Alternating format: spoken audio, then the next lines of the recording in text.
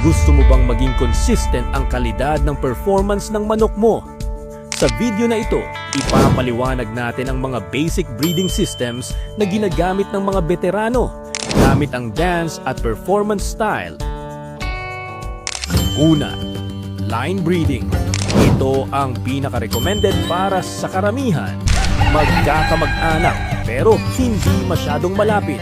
Halimbawa nito ay dito sa pamangkin, auntie sa pamangkin, at syempre, pinsan sa pinsan. Layunin nito ay maipasa at ma-fix ang magagandang galaw at timing. Resulta nito ay mas pulido ang performance, mas pare-pareho ang kalidad, mas predictable ang outcome. Pero tandaan, huwag tuloy-tuloy sa maraming henerasyon kapag may senyales ng panghihina, oras na para maghalo ng iba. Pangalawa, inbreeding. Ito ay pang-expert lamang. Dito, mas dikit ang relasyon. Ginagamit lang ito kapag sigurado ka sa kalidad ng pinanggagalingan. Layunin, ilak ang isang kakaibang talento o isang bihirang galaw. Pero may risk. Kaya 1 hanggang 2 ikot lang. Pagkatapos, tigil agad. Pangatlo, outcrossing. Ito ang pang-refresh ng sistema. Kapag napapansin mong nababawasan ang energy ng performance, dito ka maghahalo ng ibang estilo.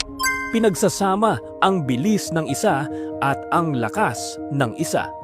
Pagkatapos, ibinabalik sa line breeding para maging stable ulit ang kalidad. Pang-apat, clan system. Ito ang pinaka-balance sa pangmatagalan. Iba-ibang grupo, iba-ibang galaw, pero kontrolado ang rotation. Resulta nito, iwas sobrang lapit ng relasyon, consistent ang performance sa loob ng maraming taon. At huwag kalimutan, kahit anong sistema, walang silbi kung mali ang selection. Piliin ang may gana, maayos gumalaw, malakas ang katawan, klaro ang kilos, alisin agad ang hindi pasado dahil ang kalidad ay desisyon, hindi aksidente. Sa huli, ang consistency ay hindi swerte. Ito ay resulta ng tamang sistema, tamang timing, at tamang pagpili. Kung may natutunan ka, like, share, at i-follow ang page natin. At comment mo na din kung anong breeding style ang ginagawa mo ngayon.